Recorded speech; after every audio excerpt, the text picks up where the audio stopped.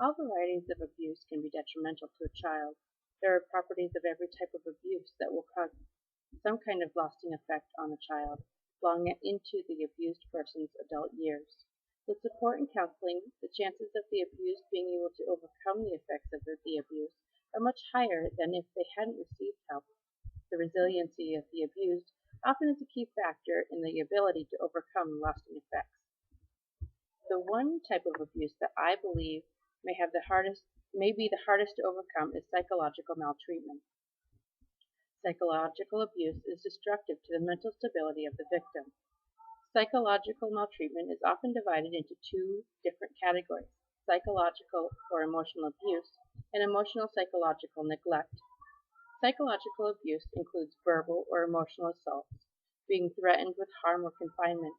Neglect encompasses the lack of nurturing and affection from the adult, lack of personal care, as well as the encouragement of negative social behavior.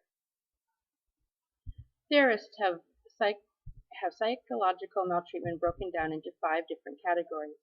It is known that this type of abuse is not usually an isolated incident.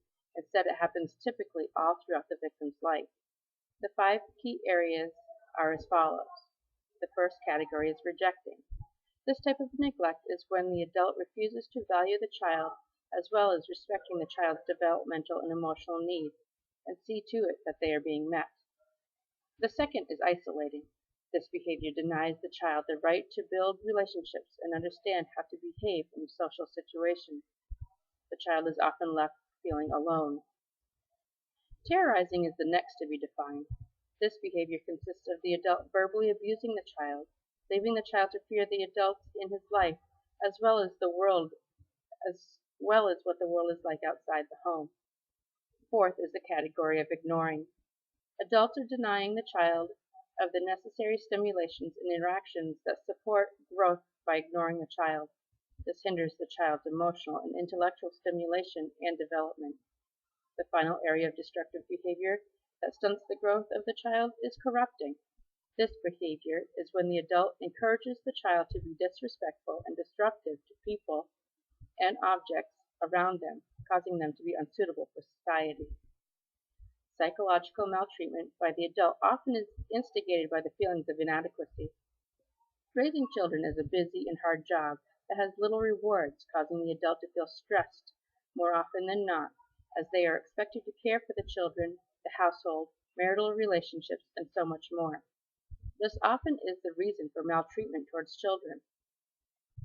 The child who has suffered psychological abuse and neglect may exhibit characteristics such as low self-esteem, depression, anxiety, anger, self-destructive behavior, as well as suicidal tendencies. These will carry throughout their lifetime. These feelings will carry on even as the victim starts his own family. It becomes a cycle that is hard to break.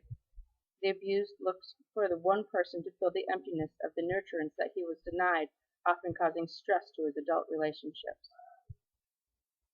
Adults who cause this type of abuse towards children are most likely to be struggling with their own self-doubt, as well as realistic expectations of raising children.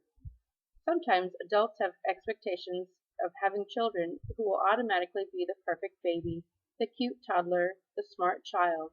When these expectations are not what happens, adults become disappointed and take it out on the child. The adult begins to belittle the child as well as ignore or deny the child the attention and nurturing that he needs and deserves. It becomes an area of tension between the child and the adult. The child becomes acquainted with the flight or fight instincts and chooses one or the other, causing the stress to intensify. Children will either become quiet and withdrawn and cause self-inflicting pain, or they will lash out at others, becoming bullies, abusers, or known to sabotage property. Treatments for psychological abuse and neglect are available, but the problem is recognizing the abuse is happening. Since there are no immediate physical recognition to this type of abuse, it is hard to observe and diagnose. Another issue with being able to diagnose this abuse is the cultural differences of families. Some behaviors of psychological abuse are considered a helpful tool in getting children to be properly behaved. Cultures use belittling, threats, and shaming to make sure the child is a respectful part of society. Advocates for children who are looking into changing policies that encourage mental health and such agencies to recognize and protect against psychological abuse. We as a society need to recognize the effect of this type of abuse that can, and often does, last a lifetime for the victims and support ways to help them.